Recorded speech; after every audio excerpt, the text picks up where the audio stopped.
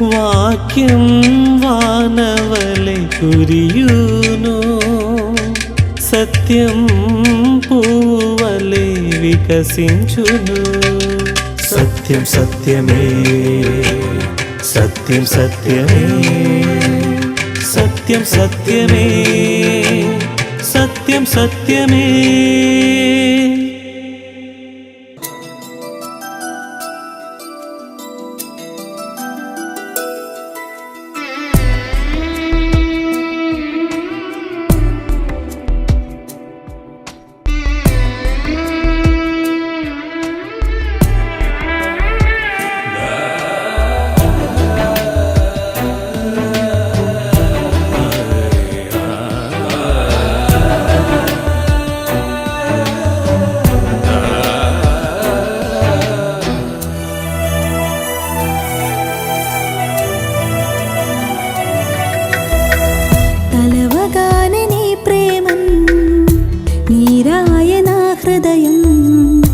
ఎంతటి ప్రేమ నీది యేసయ్యా, కలవగానే నీ ప్రేమన్ నీరాయన హృదయం. ఎంతటి ప్రేమ నీది యేసయ్యా, అవధులు లేనిది అంతము లేనిది నా ఎడల నీ ప్రేమ నా యేసయ్యా. కలవగానే నీ ప్రేమన్ నీరాయన హృదయం. ఎంతటి ప్రేమ నీది యేసయ్యా.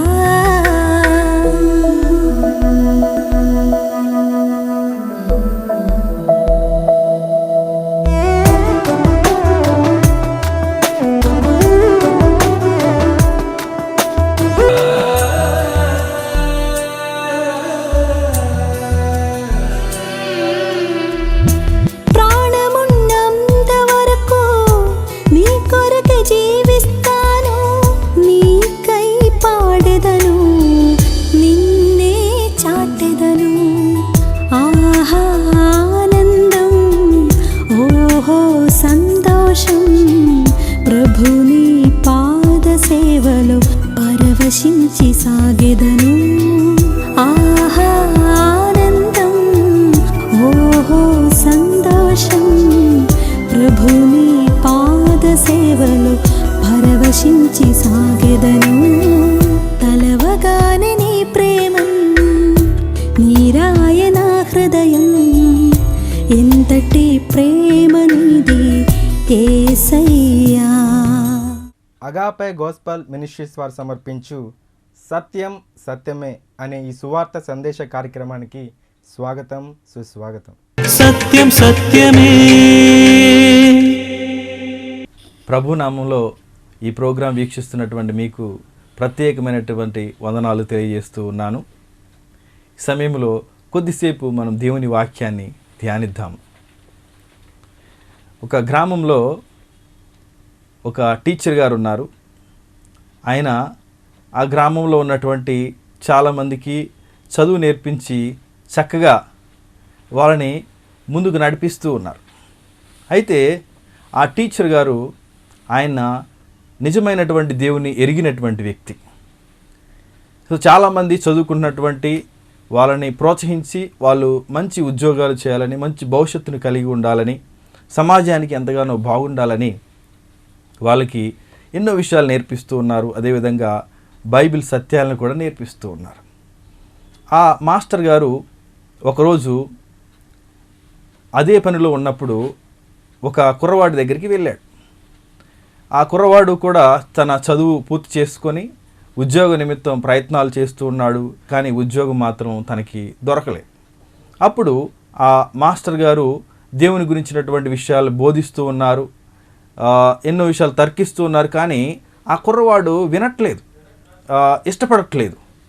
అదేవిధంగా మాస్టర్ గారు ఏదో చెప్తున్నారు కదా అని వాటిని ఏదో ఆయన పెద్దవాడు కదా అని అంగీకరిస్తున్నాడే కానీ హృదయపూర్వకంగా వాటిని తీసుకోవట్లేదు. ఒకరోజు ఈ విధంగానే కంటిన్యూ అవుతూ ఉన్నప్పుడు ఆ మాస్టర్ గారు కనిపించట్లేదు, ఆ మాస్టర్ గారు తన ఇంటికి రావట్లేదు. ఏంటబ్బా గమనిద్దాం అని ఆ కుర్రవాడు అక్కడికి వెళ్ళి ఆ మాస్టర్ గారి అబ్బాయిని, అక్కడ ఉన్నటువంటి వాళ్ళని అడిగాడు, మాస్టర్ గారు కనిపించట్లేదు ఏంటని.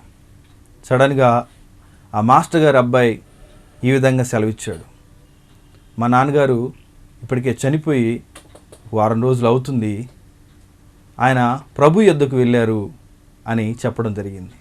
అప్పుడు ఆ కుర్రవాడు కొంచెం బాధపడ్డాడు, ఏంటి మాస్టర్ గారు ఇలా నాకు కూడా తెలియకుండా జరిగిపోయింది, ప్రతిరోజు మా ఇంటికి వచ్చేవాడే, ఎందుకు ఇలా సంభవించింది అని అనుకున్నాడు.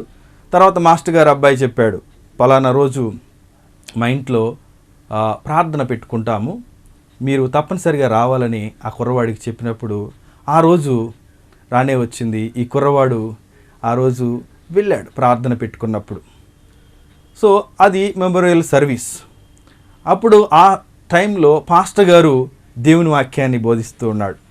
దేవుని వాక్యాన్ని బోధిస్తూ మన మాస్టర్ గారు ప్రభునందు విశ్వాసం ఉంచారు, ఆయన ఈ క్షణంలో ప్రభుతో పాటు ఉన్నారు అని అనేకమైనటువంటి సత్యాలని చెప్తూ ఉన్నారు.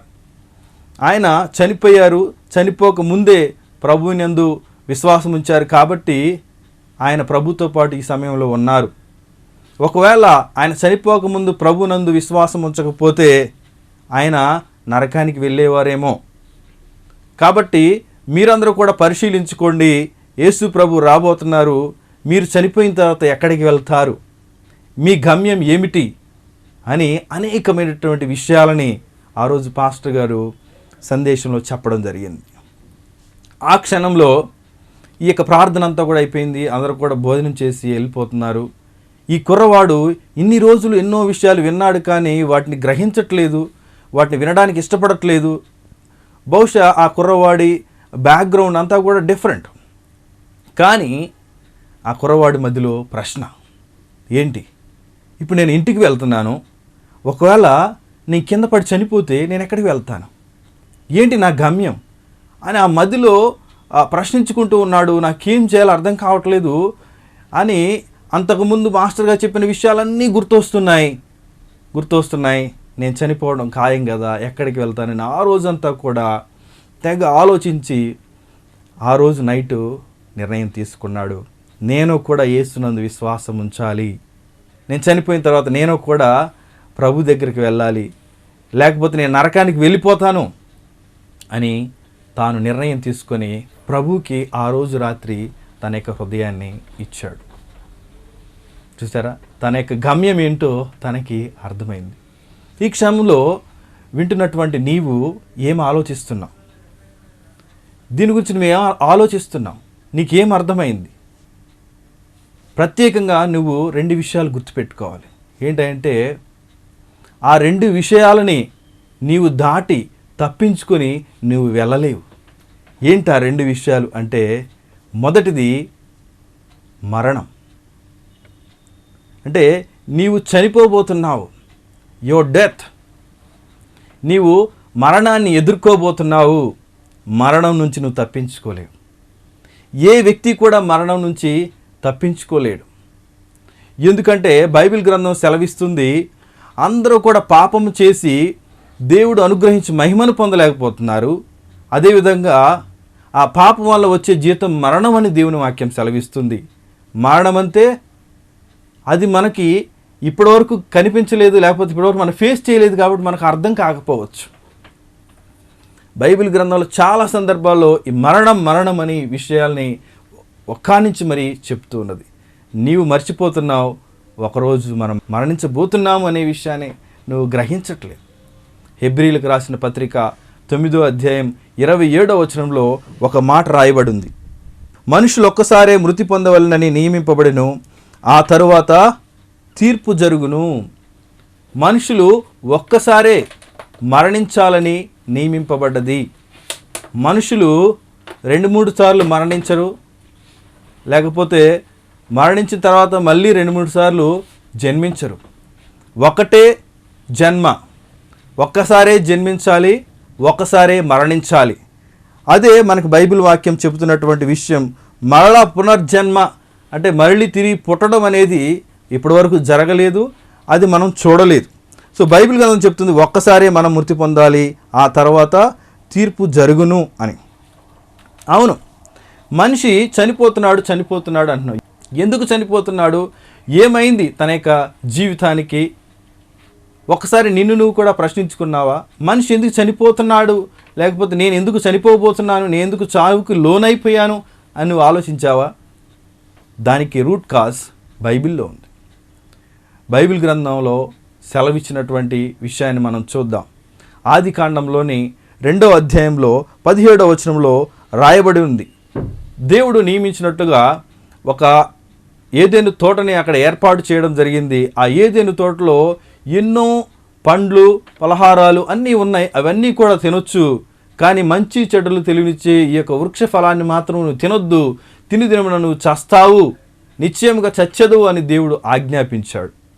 అప్పుడు మనిషి ఆ యొక్క చెట్టు ఫలాలని పక్కన పెట్టాల్సింది పోయి హవ్వ, ఆదాము సాతాను చేత ప్రేరేపింపబడినటువంటి వారు ఆ యొక్క చెట్టు ఫలాల్ని, ఇన్ని చెట్టు ఫలాలు ఉండగా ఈ చెట్టు ఫలాలే కావాల్సి వచ్చినట్లుగా దీన్ని తినడం జరిగింది.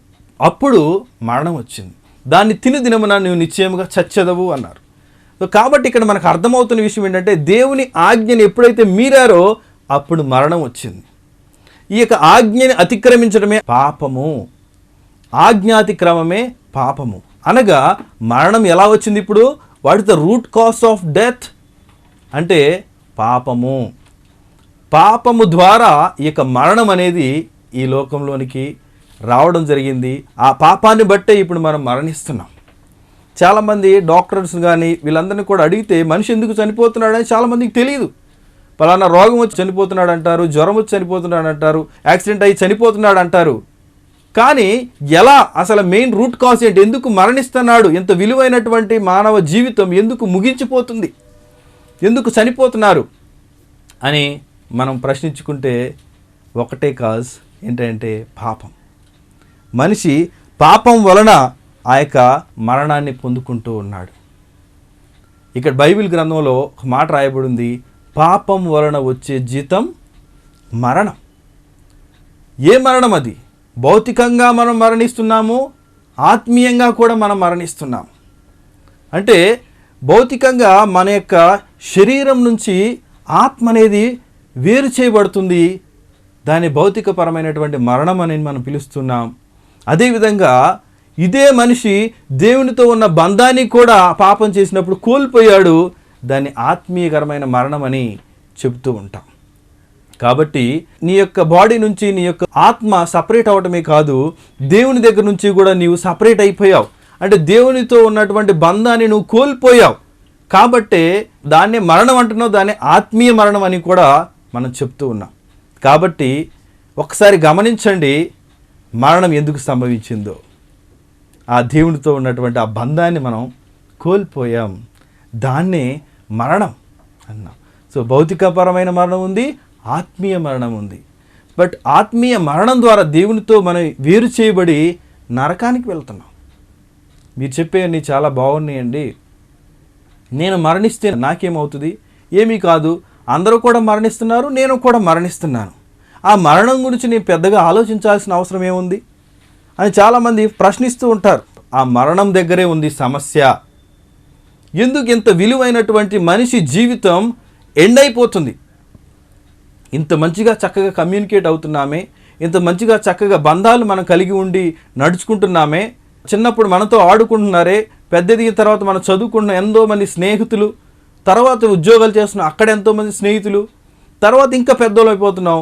సడన్గా ఏదో ఒక వయసులో పూర్తిగా గుడ్ బై చెప్పకుండానే సడన్గా మనం చచ్చిపోతున్నాం. ఒక సమయం రాగానే ఎవరికి చెప్పకుండా వెళ్ళిపోతున్నాం. ఆలోచించారా? ఎందుకు ఇంత విలువైనటువంటి జీవితం నాశనం అయిపోతుంది, ఒకేసారి ముగించిపోతుంది. ఇక్కడ మరణించినప్పుడు కూడా మనం కొన్ని విషయాలు గ్రహించాలి. ఏంటంటే మనం ఈ లోకంలోకి వచ్చేటప్పుడు ఏమీ తీసుకురాలేదు, వెళ్ళేటప్పుడు ఏమీ తీసుకెళ్ళట్లేదు. అంటే ఒక రకంగా చెప్పాలి అంటే దిగంబరులుగానే వస్తున్నాము, దిగంబరులుగానే వెళ్ళిపోతున్నాము. అలా పుడుతున్నాము, ఇలా వెళ్ళిపోతున్నాము. అంటే ఈ యొక్క పుట్టుక మరణాల మధ్య ఉన్నటువంటి జీవితమే జీవితమాయక, తర్వాత ఇంకేమీ లేదా? సో కాబట్టి ఈ మరణమే మనకి అంతం కాదు, మరణమే మన పూర్తి గమ్యం కాదు. మరణం తర్వాత జీవితం ఉన్నది. దాని గురించి మనం ఆలోచించుకోవాలి. అందుకని దేవుని వాక్యాన్ని మరొకసారి చూద్దాం. హెబ్రీయులకు రాసిన పత్రిక 9:27 మనుషులు ఒక్కసారే మృతి పొందవలనని నియమింపబడెను, ఆ తర్వాత తీర్పు జరుగును. ఇక్కడ మనం తప్పించుకోని విషయం ఒకటి మనం చూసాం, అది మరణం. ఇంకొక విషయం నుంచి మనం తప్పించుకోలేం, అదేంటంటే తీర్పు. మరణం నుంచి మనం తప్పించుకోలేము. నువ్వు ఎంత ప్రయత్నం చేసినా, ఎంత కష్టపడ్డా దాని నుంచి నువ్వు తప్పించుకోలేవు. కొంతమంది 100 సంవత్సరాలు 150 సంవత్సరాలు ఉండాలని 10 డాక్టర్లని 20 డాక్టర్ల మంది పెట్టుకొని కోట్ల డబ్బులు ఖర్చు పెట్టి ప్రయత్నాలు చేస్తున్నారు. కానీ వాళ్ళందరూ 50, 60, 70 సంవత్సరాలకే వాళ్ళ జీవితం ముగించిపోయింది. సో ఎంత నువ్వు కష్టపడ్డా మరణించకుండా ఉండలేవు. కానీ మరణించిన తర్వాత తీర్పు ఉన్నది, దాన్ని కూడా నీవు దాటలేవు. సో కాబట్టి తీర్పు ఉన్నది మరణం తర్వాత. అది దేవుని యందు మనం నిల్చోబోతున్నాం. ఆ దేవుని యందు నిల్చున్నప్పుడు ఆ తీర్పు దేని బట్టి ఉంటుంది అంటే మన యొక్క క్రియలను బట్టి. మనం పాపం అనే జీవితంలో జీవిస్తూ మరణిస్తున్నాం కాబట్టి ఆ క్రియలను బట్టి మనం కంపల్సరిగా దేవుడు తీర్పు తీరుస్తే మనం వెళ్ళాల్సింది నరకమే. ఒక్కసారి దానికి సంబంధించినటువంటి ఒక సలహా నేను మీకు ఇవ్వాలనుకుంటున్నాను. అదేంటంటే యోహాను సువార్త 3:18 ఒక మాట రాయబడి ఉంది. ఆయన యందు విశ్వాసం ఉంచిన వానికి తీర్పు తీర్చబడదు అని రాసి ఉన్నది. అంటే యేసుక్రీస్తునందు విశ్వాసం ఉంచిన వానికి తీర్పు తీర్చబడదు అని రాయబడి ఉంది. రోమీయులకు రాసిన పత్రిక 8:1 క్రీస్తు యేసునందు ఉన్న వారికి ఏ శిక్షా విధియు లేదు. అంటే మరణం తర్వాత ఏదైతే తీర్పు ఉందో ఆ తీర్పు మనకి తీర్చబడదు. ఎప్పుడు? క్రీస్తునందు విశ్వాసం ఉంచినప్పుడు, యేసు క్రీస్తు యందు నమ్మిక ఉంచినప్పుడు మనకి తీర్పు తీర్చబడదు. ఒకసారి ఈ విషయాన్ని కూడా మనం గమనించాలి.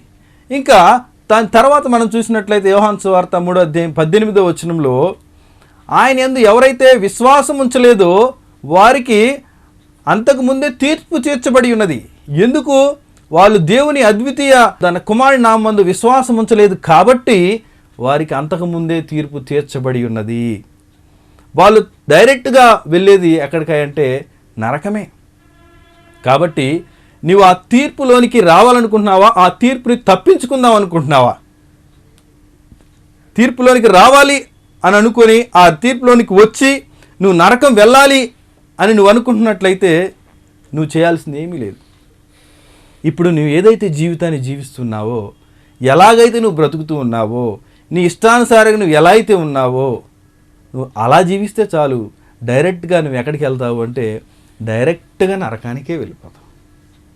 కానీ ఆ తీర్పు నుంచి తప్పింపబడి నువ్వు దేవుని యొద్దకు పరలోకం నువ్వు చేర్చబడాలి అని నువ్వు అనుకున్నట్లయితే ఈ సమయంలో నీ యొక్క గమ్యాన్ని నువ్వు మార్చుకోవాలి. ప్రభు వైపు నువ్వు చూడాలి.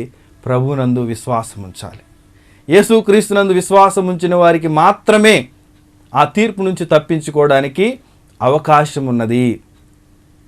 సో యేసుక్రీస్తునందు విశ్వాసం ఉంచిన వారు అంటే చాలామంది ఈ విధంగా విశ్వాసం ఉంచుతారు. ఏంటంటే మాకు కులదైవం ఉందండి, అట్లానే అందరి దైవాలలో యేసుక్రీస్తు కూడా ఒక దైవం అండి. అది కాదు ఇక్కడ ప్రభు కోరుకునేది విశ్వాసం. ఇక్కడ ప్రభు కోరుకునేటువంటి విశ్వాసం ఏంటంటే అక్కడ మరణానికి కారణమైనటువంటి విషయం మన పాపము. మన పాపమే అక్కడ రూట్ కాజ్. మన పాపాన్ని బట్టే మనం డైరెక్ట్గా నరకానికి వెళ్తున్నాం. కానీ ఆ పాపం వలన మనకి నరకం వస్తుంది. దాని నుంచి తప్పింపబడాలి అంటే మనం కంపల్సరిగా ప్రభువుని క్షమాపణ అడగాలి. ఆ క్షమాపణతో కూడినటువంటిది అంటే పశ్చాత్తాపముతో కూడినటువంటిది ప్రభు సన్నిధికి వెళ్ళి నీవు చేసిన పాపాల కోసం ప్రభు మరణించాడు అని ప్రభునందు విశ్వాసం ఉంచి నన్ను క్షమించమని నువ్వు వేడుకోవడం. అంతేకాని అందరితో పాటు ఈయన కూడా ఒక్కళ్ళే అని కాదు. ఈయన మాత్రమే నిన్ను పాపం నుంచి విమోచించగలిగినటువంటి దేవుడు. ఆయన యందు మాత్రమే మన విశ్వాసం ఉంచాలి. నీ యొక్క హృదయంలో పశ్చాత్తాప హృదయముతో యాక్సెప్ట్ చేసి నీవు కళ్ళతో చూసినటువంటి పాపాలు, కళ్ళతో మోహపు చూపులతో నడుచుకున్నటువంటి విధానం, హృదయంతో చేసిన ప్రతి చెడు ఆలోచన, నువ్వు చేసినటువంటి ప్రతి రహస్య కార్యమును ఎవరికీ తెలియదన్నట్లుగా చేసేవి, అవన్నీ కూడా ప్రభు సన్నిధిలో మనం ఒప్పుకోవాలి హృదయపూర్వకంగా. So that is the true faith on God. ఆ విధంగా మనం విశ్వాసం ఉంచినట్లయితే ఆ యొక్క మరణం నుంచి మనం తప్పింపబడతాము, అప్పుడు పరలోకం చేర్చబడతాము. అయితే ఓకే బ్రదర్, నేను ఆలోచిస్తాను, కొంత టైం తీసుకుంటాను, ఒక నెల టైం తీసుకొని సంవత్సరం ఆలోచించి ఇది నిజమైందో కాదని పరిశీలించి నేను ఆలోచిస్తాను అని అనుకుంటున్నావేమో. కానీ ఈ యొక్క నిర్ణయం అనేది ప్రభు దగ్గరికి వెళ్ళి అక్కడ నిలబడినప్పుడు కాదు ఆలోచించాల్సింది. మనం బ్రతికి ఉండగానే ఈ యొక్క నిర్ణయాన్ని మనం తీసుకోవాలి. ఆ తీర్పు నుంచి నువ్వు తప్పింపబడాలి అంటే బ్రతికి ఉండగానే ఆ నిర్ణయాన్ని తీసుకోవాలి. సో 2 విషయాలు ఇక్కడ గమనించాలి. ఒకటి, యేసు క్రీస్తు మరలా రాబోతున్నాడు అని తానే స్వయంగా చెప్పడం జరిగింది. ఆయన మన కోసం, అంటే ప్రభువునందు విశ్వాసం ఉంచిన వారిని తనతో పాటు తీసుకువెళ్ళడానికి ఆయన రాబోతున్నాడు. ఆయన వచ్చేలోపైన నువ్వు నిర్ణయాన్ని తీసుకోవాలి. రెండోది, నీవు చనిపోయే లోపైన ఆ నిర్ణయాన్ని నువ్వు తీసుకోవాలి. ఆయన ఎప్పుడు వస్తాడో తన యొక్క సూచనలను, కాల సమయాన్ని కూడా తెలియపరచడం జరిగింది. సో కాబట్టి ఆయన రాబోతున్నాడు, దానికి సంబంధించిన సూచనలను నీవు గ్రహించి ముందుగానే ఆయన రాబోతున్నాడు అని గ్రహించి ముందుగానే నిర్ణయం తీసుకుంటే మంచిది. ఇంకొకటి, నువ్వు మరణించక ముందే నిర్ణయం తీసుకుంటే మంచిది. బట్ నువ్వు మరణించేది నీకు తెలుసా? నువ్వు మరణించేది ఇప్పుడు మరణిస్తావో, రేపు మరణిస్తావో, ఎల్లుండి మరణిస్తావో, ఒక నెల తర్వాత మరణిస్తావో నీకు తెలుసా? మనిషి ఎప్పుడు మరణిస్తాడో మనిషికి తెలియదు. కాబట్టి ఈ యొక్క నిర్ణయాన్ని నువ్వు పోస్ట్ పోన్ చేసి ఇంకెప్పుడో నేను ఆ నిర్ణయం తీసుకుంటాను అని నువ్వు ఆలోచించినట్లయితే మరణించిన తర్వాత నువ్వు నిర్ణయం తీసుకోలే. అదేవిధంగా క్రీస్తు ఆయన ఎప్పటి నుంచో 2000 సంవత్సరాల నుంచి వస్తాను వస్తాను వస్తాను అంటున్నాడు, కానీ ఇప్పటి వరకు క్రీస్తు రాలేదు. కాబట్టి నేను క్రీస్తు వచ్చిన తర్వాత ఆలోచిస్తాను, అప్పుడు నేను మోకాలేసి నేను బాధపడి ప్రభువుని అంగీకరిస్తాను అని అనుకుంటున్నామేమో. ప్రభువు దినము దొంగవలే వచ్చును. ప్రభు దినము దొంగవలే వచ్చును. కాబట్టి నీకు దొంగ చెప్పి వస్తాడా? లేకపోతే ఆ దినము దొంగ నీకు చెప్పి వచ్చి నీ ఇంట్లోకి వచ్చి దొంగతనం చేయడండి. నీకు తెలియకుండానే నీ ఇంటికి వచ్చేస్తాడు. కాబట్టి అది నీకు అర్థం కాదు. ముందుగానే ఆయన చెప్పినటువంటి సూచనలు వాటిని అనుసరించి గ్రహించి ప్రభునందు విశ్వాసం ఉంచవలసిందిగా ప్రభు పేరిట నేను మిమ్మల్ని బ్రతిమాలుకొనుచు ఉన్నాను. ఒకసారి ఆలోచించండి. ఇందాక మనం చూసినటువంటి ఆ మాస్టర్ గారు ప్రభునందు విశ్వాసం ఉంచారు. ఆ కుర్రవాడికి చెప్పాడు. ఆ కుర్రవాడు మొదట్లో వినలేదు. తర్వాత మాస్టర్ గారు చనిపోయిన తర్వాత ఆ విషయాన్ని గ్రహించి ప్రభునందు విశ్వాసం ఉంచాడు. కానీ ఈ సమయంలో వింటున్నటువంటి నీవు ప్రభునందు విశ్వాసం ఉంచడానికి నువ్వు సంకోచిస్తున్నావా? పోస్ట్ పోన్ చేస్తున్నావా? నీ జీవితాన్ని ఇప్పుడు మార్చుకోవడానికి ఇష్టపడట్లేదా? నువ్వు తప్పు చేస్తున్నావు. ఎప్పుడు మరణిస్తామో తెలియదు. ప్రభు రాకడ మాత్రం సమీపంగా ఉంది. ఆయన రానై ఉన్నాడు. ఆయన వచ్చిన తర్వాత నువ్వు నిర్ణయం తీసుకోవడానికి ఉండదు. నువ్వు చచ్చిపోయిన తర్వాత నిర్ణయం తీసుకుందామంటే అప్పుడు నువ్వు ఉండవు. కాబట్టి ఇదే సరి అయినటువంటి సమయం. ఈ క్షణమే నీ హృదయంలో ప్రభుని తలుచుకోమని మనవి చేస్తున్నాను. ఏది నీ గమ్యం? ఒకవేళ నరకానికే వెళ్ళాలని నువ్వు డిసైడ్ అయిపోతే నువ్వేం చేయొద్దు, డైరెక్ట్గా వెళ్ళిపోతావు. ఇలానే ఉంటే చాలు, డైరెక్ట్గా వెళ్ళిపోతావు. ఒక వ్యక్తి అన్నాడు, నరకంలో ఎవరు ఉంటారయ్యా అంటే తన ఇష్టానుసారంగా నిర్ణయం తీసుకున్న వాళ్ళందరూ కూడా అక్కడ ఉంటారట. అంటే ప్రభువు ద్వారా మీకు రక్షణ కలుగుతుంది, ప్రభువుని నమ్మితే మీరు పరలోకం చేర్చబడతారు అని దేవుని వాక్యం చెప్తూ ఉంటే ఆ విషయాన్ని కాలదన్ని తమ హృదయంలో దాన్ని ధిక్కరించి తమ ఇష్టానుసారంగా దాన్ని అంగీకరించకుండా మా ఇష్టం, మేము నరకానికి వెళ్తాము అని స్వతహాగానే వాళ్ళు తీసుకున్నటువంటి నిర్ణయాన్ని బట్టి నరకానికి వెళ్తారు. కాబట్టి నరకానికి వెళ్ళే సమయంలో ప్రభు ఇక్కడ పక్షపాతి కాదండి. అదే కృపను అందరికీ ఇస్తున్నాడు, నీకు కూడా ఇస్తున్నాడు.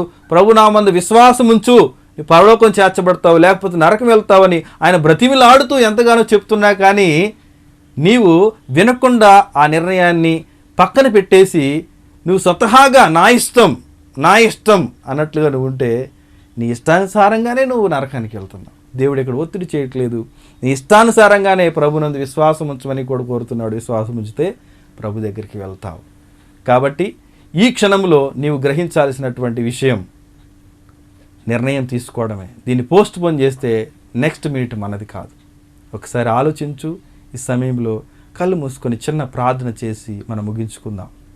ప్రభువా, మా రక్షకుడైనటువంటి తండ్రి, నీ శ్రేష్టమైన ఘనమైన పరిశుద్ధమైన నామానికి మీకు స్తోత్రాలు. ప్రభువా, వాక్యం ద్వారా మాట్లాడావు. మా గమ్యం ఏమిటి అని మీరే మాకు సలహాలు ఇస్తూ ఉన్నారు. మా గమ్యాన్ని మేమే నిర్ణయించుకోవడానికి అవకాశం ఇస్తూ ఉన్నారు. ప్రభువా, మా యొక్క హృదయములో మిమ్మల్ని త్రోసివేయక, మీ యొక్క మాటలను పక్కన పెట్టక, మీ యందు విశ్వాసం ఉంచి, మీ యందు నమ్మిక ఉంచి, మీతో పాటు ఆ పరలోకంలో ఉండటానికి సహాయం చేయమని, మా హృదయాల్లో ఉన్నటువంటి ప్రతి ఒక్క పాపాన్ని, దోషాన్ని, అతిక్రమాన్ని క్షమించి మమ్మల్ని కడిగి మమ్మల్ని బాగు చేయమని ఈ సమయంలో నిర్ణయం తీసుకున్న ప్రతి ఒక్కరిని కూడా మీరు దీవించి ఆశీర్వదించి ఫలింపచేయమని బ్రతిమాలుకుంటూ ఇక ప్రార్థన స్తుతి యేసుక్రీస్తు ప్రభువారి పరిశుద్ధమైన నామములో సమర్పిస్తున్నాం తండ్రి. ఆమేన్. దేవుడు మిమ్మల్ని దీవించునుగాక. ఆమేన్. ఈ కార్యక్రమం మీకు ఆశీర్వాదకరంగా ఉందని మేము భావిస్తూ ఉన్నాం. ఈ కార్యక్రమం గురించి మీకు ఏమైనా సందేహాలు, సలహాలు ఉన్నట్లయితే, అలాగే మీకు వ్యక్తిగత ప్రార్థన అవసరాలు ఏమైనా ఉన్నట్లయితే మాకు తెలియచేయగలరు. మేము మీ కొరకు ప్రార్థన చేస్తాం. మమ్మల్ని సంప్రదించవలసిన మా యొక్క చిరునామా agape gospel ministries, building number 3-168/80 P, Vaishnavi Nagar, Suraram, Hyderabad 500055. మా కాంటాక్ట్ నంబర్స్ 9154145978 మరియు 9063568798. మా ఈమెయిల్ ఐడి satyamsatyame@gmail.com. మీకు బైబిల్లో ఏమైనా సందేహాలు ఉన్నట్లయితే మీరు మాకు ఫోన్ కాల్ ద్వారా, వాట్సాప్ ద్వారా మీరు మాకు తెలియపరచగలరు. మేము ఈ ప్రశ్నలకు జవాబులు అందిస్తాం. ఈ కార్యక్రమాన్ని మీరు మరలా చూడాలనుకుంటే సత్యం సత్యమే అనే మా యూట్యూబ్ ఛానల్ని, సత్యం సత్యమే అనే మా ఫేస్బుక్ పేజీని మీరు వీక్షించగలరు. దేవుడు మిమ్మల్ని దీవించును గాక. దేవుని నామానికే సమస్త మహిమ కలుగును గాక. ఆమేన్.